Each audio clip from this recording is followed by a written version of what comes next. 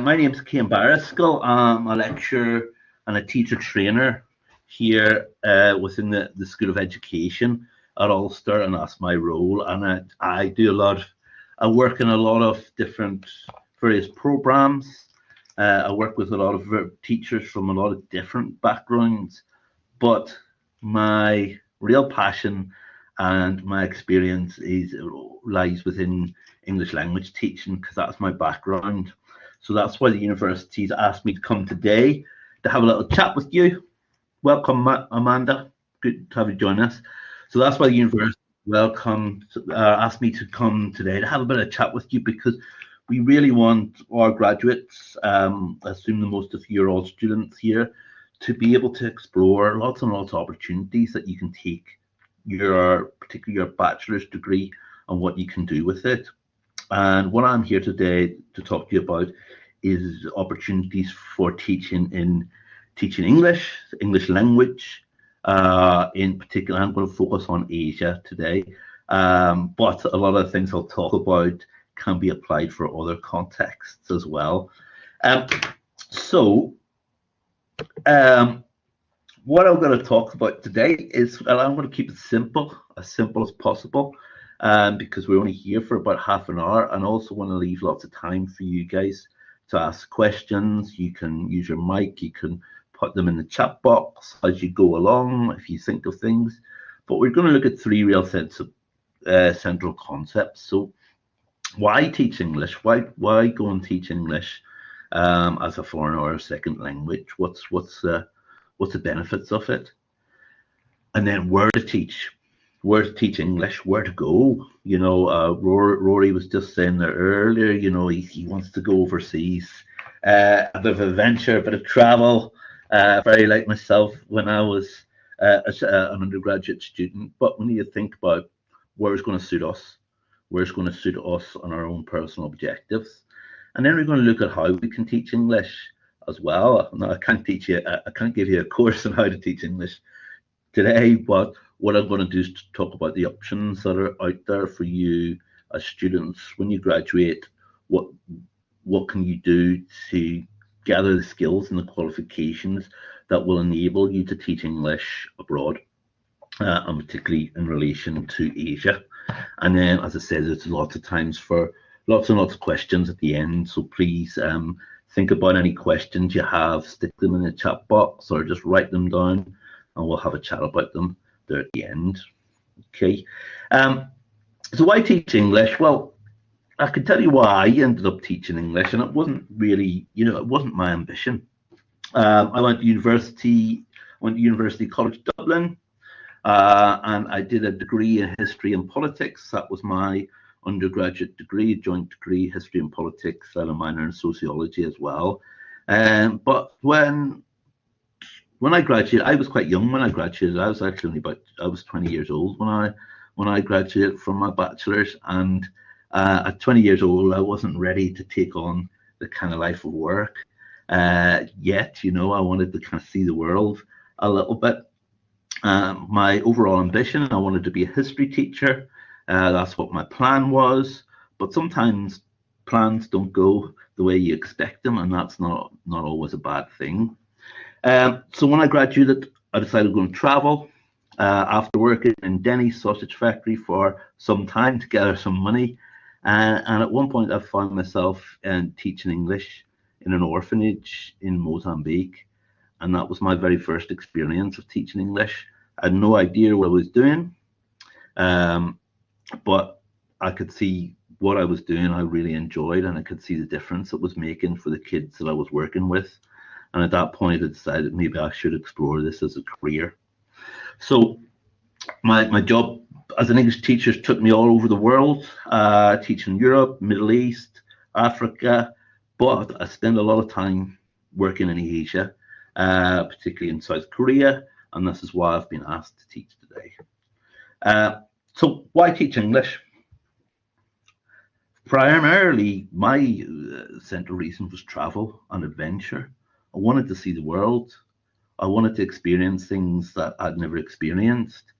I'd never really traveled much outside of UK and Ireland until I was in my 20s, and teaching English gives you this opportunity. It's kind of like a passport to the world. You can go anywhere, and you can get work. You can see things that you would never see. You can meet people that you would never otherwise meet. You build this wealth of like stories and adventures that you have, that that live with you for the rest of your life. And I'm not quite an old man yet, but I'm getting there. And I really enjoy kind of thinking, reflecting back about some of the amazing, crazy adventures that I had, and that's because I was teaching English over there. So, if you do have that thirst to see the world, if you do have that thirst for adventure, to experience things that you'll never experience here in UK or in Ireland, teaching English is one way that you can do that. And it doesn't have to be your career forever. It can be there, as part of your journey. The next reason is the students. Being an English teacher gives you the opportunity to meet people from all cultures, all walks of life, people that you probably never meet in your day-to-day normal kind of 9-to-5 life. And not just to meet these people, but to form friendships, lifelong friendships, to make a difference in their lives. And that's one of the reasons, the students that you'll meet are fantastic. Like any students, you'll have your troublesome ones, but often they're very much in the minority. The next thing is the experience. And I mean, what I want to focus on here is it's not just the experience of living in another country, of experiencing another culture, different foods, or whatever. That's all amazing. But in order for you to develop your CVs and to be successful, having international working experience on your CV is absolutely fantastic. And that doesn't matter whether you're going into teaching, going into marketing, going into TV, media, every career, when to enhance your CV, to have international experience working in another country looks really, really good. Many of you might be thinking of a general career in teaching, going into school teaching like I was, going into history teaching. And I know when I graduated, I wouldn't have been accepted onto a program for a history teacher, because I just didn't have the experience or the skills or the knowledge that's required. PGCEs that we run here at Ulster are very, very competitive. We have thousands of applications for a very short number of places. So to get onto those programs, you need to demonstrate that you are special. And getting that international experience, that international teaching experience, is something that will help you get there as well. Next part is the language. Language is an absolutely wonderful thing. Without language, we would be nowhere. And one of the reasons why I love teaching English, it kind of made me fall in love with the language. And English itself is such a crazy, interesting language. So it has brought the world together. It's divided the world. It begs, it borrows, it steals from other languages, but it gives so much back. And for many people throughout the world, we take English language for granted, because for most of us, it's our first language, and we very much take it for granted. But for many people in the world, English is not their first language, but having English creates it creates so many opportunities for them. And when we see that happening, that's when we really start to value that language. But all of these things are great, but why do we work? We need the money. And of course, we have to consider that. We can't live on air. And teaching English abroad can actually be quite a lucrative career. And you can find yourself in a very well paid job. a job that will pay you much more as a new graduate than you would get here in the UK or Ireland. It gives you the chance to save money.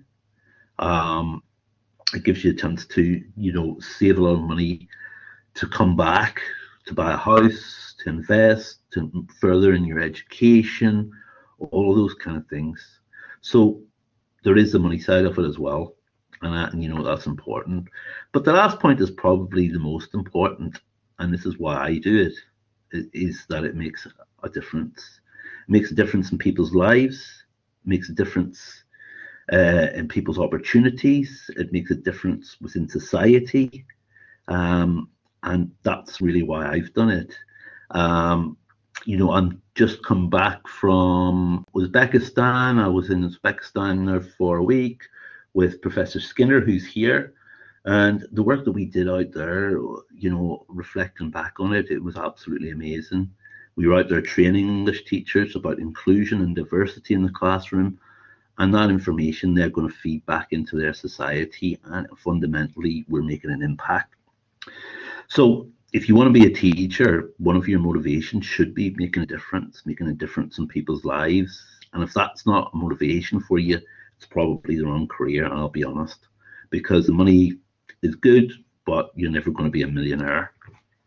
So this is why, these are just some of the reasons why you can teach English, but everybody's got their own personal objectives. That can be intrinsic motivation, that what you want to see, what you want to do, or it can be extrinsic, how you want to develop your CV and your job opportunities. So I'm rambling on, so I need to get to it. So today I'm going to focus on Asia. There's some follow-up workshops coming up, which I'll tell you about later, that talk about Europe and that talk about opportunities here in the UK and Ireland. But today I'm going to focus on Asia. Asia is massive, so I can't talk about every part of Asia. So I've decided to focus on 3 particular areas of Asia where currently there is a strong demand for English teachers. So therefore, these are the areas where you've been looking for opportunities. And these are East Asia, Southeast Asia, and Asia Minor, or what we would usually refer to as the Middle East. Okay. So we're going to start off with number 1, East Asia. Japan, South Korea, Hong Kong, Taiwan, China, Macau, all of those countries out there. Now, I worked in South Korea for a long time, and I had an absolutely amazing, wonderful experience. And there's so many advantages working out within these countries. And you've got to find where suits you, where suits your personality, where suits you what you want from your social life, not just your job as well. Japan and South Korea, I'll start off here. These are, first of all, they're highly advanced societies with in terms of technology, in terms of infrastructure. When you spend a bit of time out there and you come back here, you think you're stepping back into the Stone Age, basically, because they're light years ahead of us. Incredibly safe societies, in the sense that you don't need to worry about crime. You can leave your laptop on the bus, and somehow that laptop will get back to you. And that's one of the most wonderful things out there. The cultures are vibrant, and especially if you have different options. If you really want to submerge yourself in the culture, you head out to a smaller town in the country. But if you want to see the cosmopolitan parts of that culture, and you head into places like Tokyo, Osaka, Seoul, these places are absolutely amazing. They're amazing places to live. They're so busy. They're so hectic. But yet, they are very, very, very hold on to their culture as well. Taiwan, also a great place to teach. Probably the most westernized of these countries in that sense. And I found a lot of people who've been working out there, Westerners, feel more comfortable in Taiwan than they did in these other countries. China, obviously China is huge, so it's really difficult to sum it up. But China has massive opportunities for English teachers, and there's a massive demand out there for English teachers. You know, it's a growing global power. It needs they need English, and it's an established part of their education system. Out there, money wise, Japan, Korea, that's where you're going to make more money in these countries. You're going to live quite well in that society, but you're also going to be able to save a lot of money and bring that money home. I worked in South Korea for 2 years. I came back, I paid for my master's study, I bought a new car. I didn't have to, I just worked a little bit part-time during my master's, and I still had money left in the bank after that. And, you know, I wasn't frugal with my lifestyle. It gave me opportunities to travel all over Asia as well while I was there, Philippines, Thailand, all of those places. Then we get to Southeast Asia. Okay, sunshine, sea, sand, amazing food. You know, this is living in Southeast Asia is great. The people are lovely, they're friendly, they're open. You know, the beautiful beaches, this, all of that is going on out there. In options for Southeast Asia at the moment, I would recommend Vietnam as one of the best places to go. It's a growing economy. There's a big demand for English teachers. Your salary relatively to your living costs is very good. And it's actually, you know, Southeast Asia, it can be difficult to save money. You're there for more than the experience and the lifestyle than the money. But Vietnam is actually one of the places where you can save money and live a really good lifestyle as well. Then we can get to Thailand. Great. Thailand is amazing. I'm sure you've seen lots of pictures, you know, of, you know, places like Koh Phi Phi, all of those places. It's amazing. People are lovely. Lots and lots of opportunities out there. Salary will be enough for you to live very well, better than the average Thai person. You're not going to become a millionaire, but there's lots and lots of benefits out there. When you think about countries like Cambodia, Laos, Myanmar, you're going out there to make a difference, and you're going out there to make the experience. You're not going out there for money. These countries do need our help. You're really well respected within those countries. You're really, really welcome because they know how the difference that you can make there, and that's why you go there. And it's not for the money, but amazing places to visit. And then we get to the money. The money is in the Middle East. Okay, if you do want to make money, big bucks, the Middle East is the place to go. Your flights will be paid for by your school. Your accommodation will be paid for by your school. Your salary is tax-free. And just to point out, Japan, Korea, China will also, the schools out there will pay for your flights and will help you get accommodation as well. Not so much in Southeast Asia. You're expected a little bit more independent there. And this is great because especially when you're, you know, a new graduate, you don't have a lot of money. And you think, so, well, I can't really go abroad because I don't have any money. But these give you the opportunity. But one of the things, always check with your school if they will give you an advance on your payment, on your wages, or you need to cover yourself. But when you get to the Middle East, you can make really good money. But you have to make sacrifices for that money.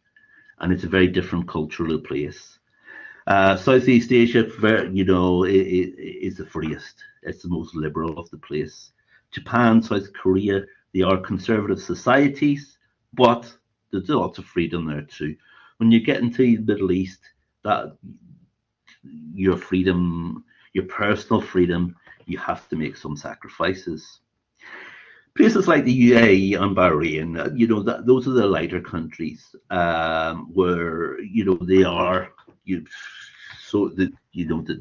expat societies.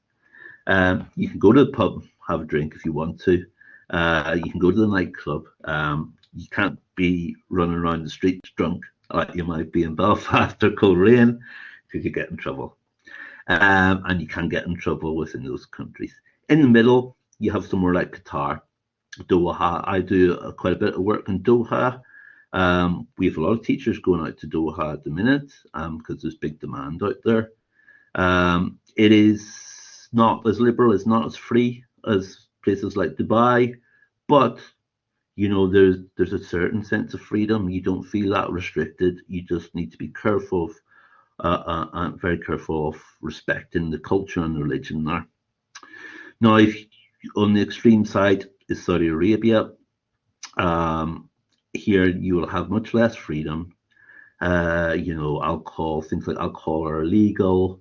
As a woman, we've a couple of girls here, you will need to consider covering your head wherever you are in public and things like that. But, for a lot of people, that kind of suits them. They're not partiers. They want to go out, they want to make money, they want to go to the gym, work out, all of those things you can do. And Saudi Arabia, you can make some serious money. I know guys went out to Saudi Arabia. They just put their head down, work for 5 years, come back to the UK and buy a house. And that's a prime motivation for going out there. Okay, so those are the countries. I'm nearly out of time already. So how do we teach English? Okay, in reality, I'm going to be completely honest with you with these things. Okay, in reality, countries with massive demand like China, all you need is your bachelor's and they will give you a job. As long as you've got a UK bachelor's degree, you can get a job out there. Okay, it won't be a highly paid job. It won't be in a big respectful institution, but you can get a job. But just because you can get a job as a teacher doesn't mean you can teach. And I would thoroughly not recommend going to a country without getting some foundations of teaching knowledge, because you'll find yourself in all sorts of trouble, and you might not hold on to your job. Now, the next stage up is your online TEFL. There's thousands of these courses out there. Just stick them in Google, you'll be bombarded. I'll be honest with you, a lot of these aren't worth the paper that they're written on. They're not accredited. They're usually just run by private companies. They're money-making schemes. They're better than nothing. They'll give you some foundational knowledge, but they don't prepare you for a classroom. And you can't learn from an online course how to control a bunch of 16-year-olds in that classroom. Your next stage up then is the certificates, your CELTA or your Trinity Cert TESOL. Now, these are intensive teacher training courses. If you think about them compared to university, they are level 5 certificate programs, so they're the equivalent of 2 second-year university modules. That's what the equivalent they are to, and that's the equivalent part of work that you need to do with them. They're respected worldwide. They give you some good foundations. They won't teach you everything you need to know. They just get you ready for an immediate classroom. You could do them up. Belfast Met run the CELTA, International House run intensive CELTA in Belfast. When I mean intensive, I mean intensive. That's 4 weeks of your life that you should wipe out everything out of your life. If you've got kids, you've got a job, don't do it. You won't manage. Trinity Cert TESOL, Northwest Academy up in Derry. Derry do that also. And it's about, I think they're about £1,600 at the moment. Okay, so good courses. Your next option then is your MA TESOL. Now, MA TESOLs are funny programs. These are your master's degrees. These are the ones that will get you the best jobs, the most highly paid jobs, the jobs with the best holidays, the jobs that everybody else wants around you. University jobs, working within companies, those kind of senior jobs within schools, private schools, those kind of jobs. Now, there are a number of MA TESOLs throughout the UK, but the programs differ a lot. For example, I did mine at Queen's. It was an MSc in TESOL. It was a completely theoretical degree. And for that reason, they only accepted people who already had the minimum of 2 years experience in the classroom. So a lot of MSOs won't take you on unless you're already a teacher. However, the MA program here at Ulster University is quite unique in that it's designed specifically for pre-service teachers, people who are ready, just entering that career. I'd love to, my time's run out, I'd love to spend a lot of time talking about it, but I've worked in MA programs throughout the UK, and the one here at Ulster is really, really special.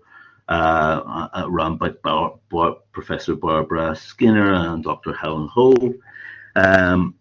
You learn a lot of foundations. You'll be working with a real student over in China. I always connect the students with a student learning English in China to give you that real experience of online teaching and working with a real learner. You have work placement in your second semester, so you'll be placed within a school here in Northern Ireland, if that suits you, or you can also opportunities to work abroad, places like Hungary. We're also opportunities to go and spend 8 weeks in China. We're looking at that at the moment. Those are fantastic experiences, and that alone on your CV will help you to get a very good job as well. It gives you something which is called TEFL Q.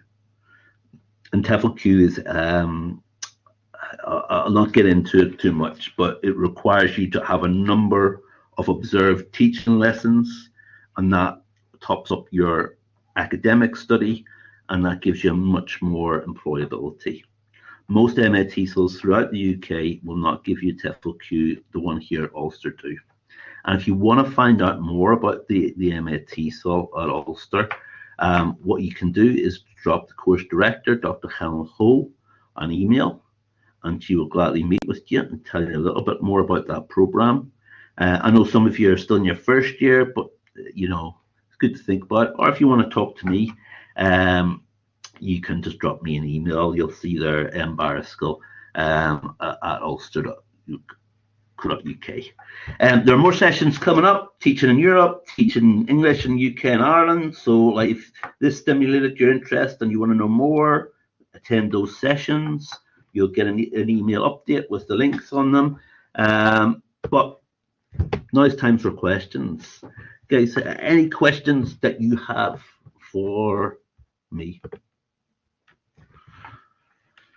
Shout them out, put your hand up, put them in the chat box. Rory, see you switch the mic on.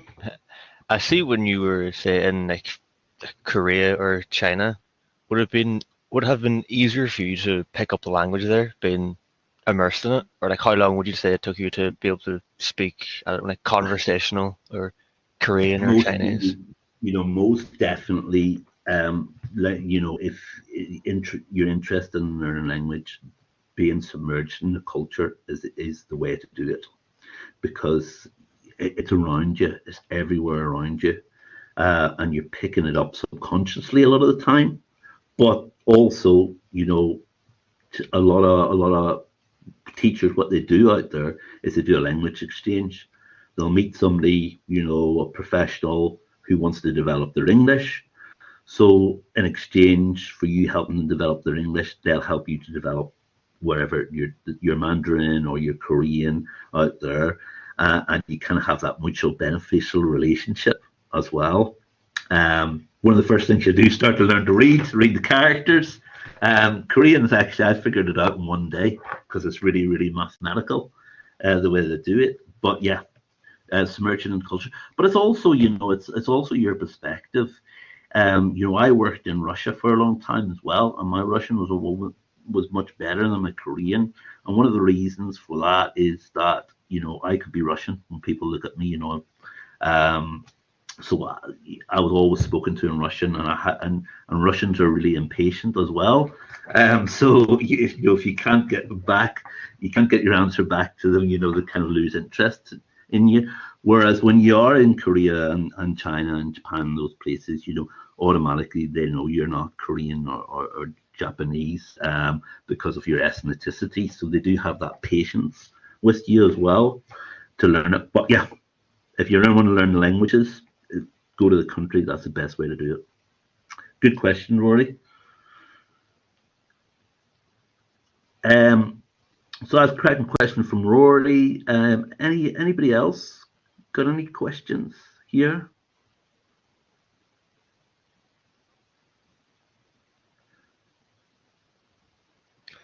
Well, if they have none, I'll go again. Would you Yeah, go for it, recommend Rory. for mentioned the MAT, so in a lot of universities, you need to have previous experience in the classroom. Would you Yeah. recommend, like, say, doing the CELTA or the Trinity TESOL first before taking the MA, or do you think that'd be You know, pointless? there's different routes. You know, there's different routes to do it, and that's why, you know, I'm not a salesperson. I'm not here to sell you the MAT so the Ulster. That's not what I do. You know, I'm here to show you the different options. So, you know, you've got the option of doing something like your CELTA or your Trinity cert, going and working and finding out, you know, if this is the career for you, and then coming back and maybe doing an MAT SOL, or you have the option to do the MAT SOL at Ulster straight away, and that's going to really prepare you for the classroom and also give you much more better opportunities than you would just having a CELTA or a Trinity cert. So, you know, you're coming in way more qualified than you would just with those level 5 certificates, and that massively increases your opportunities. It's kind of like you get to pick and choose your job rather than you having to apply and hope with lots of other teachers trying to get the same job. You know, you'll be able to actually say, well, you know, that salary's not good enough for me, or those holidays are not good enough for me. I want something better. And, you know, there's a lot of success stories with the students from the MAT, so I wish I had time to talk to you all about them. But a lot of the graduates here have ended up with really good careers coming straight out of an MAT. So, you know, weigh up your options, Rory, and think what's going to be best for you.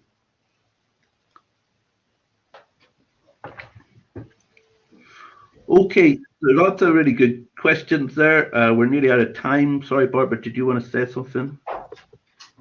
Yeah, I just thought I'd say hi to everybody, but also, yeah, really encourage you to look at TESOL as a career.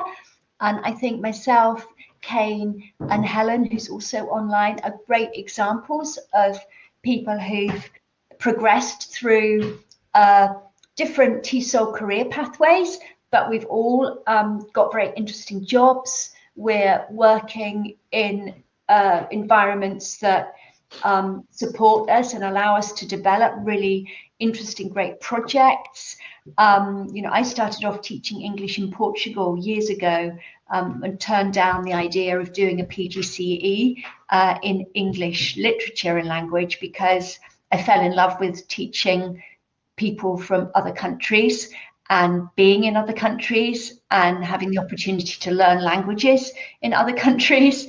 And teaching in a sort of secondary school, it didn't appeal to me after a while. So, you know, I've really enjoyed my career so far and got a lot of great experiences and great parts of my job. So all I'm trying to say is you can all do that too. Absolutely.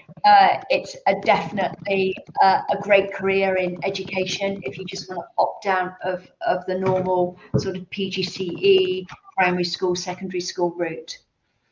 I'll just set my piece, but I'll actually be seeing you in the other webinars that we've got planned as well. But, you know, really great that you're here and have a really serious think about it. I would. It opens lots of doors and may lead to something that is a lifelong career, like for us.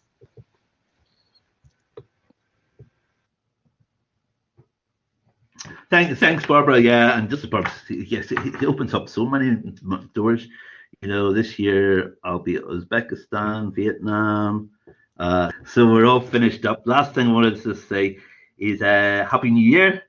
I'm getting messages from all over Asia at the moment. As today is the first day of the Lunar New Year. So Happy New Year and a Happy New Year and Day of the Snake. And you've got our details there. You'll get the slides. And if any follow-up questions, just come back to the course director, Dr. Helen Ho, or myself if you think of any questions. And lovely to meet you all today.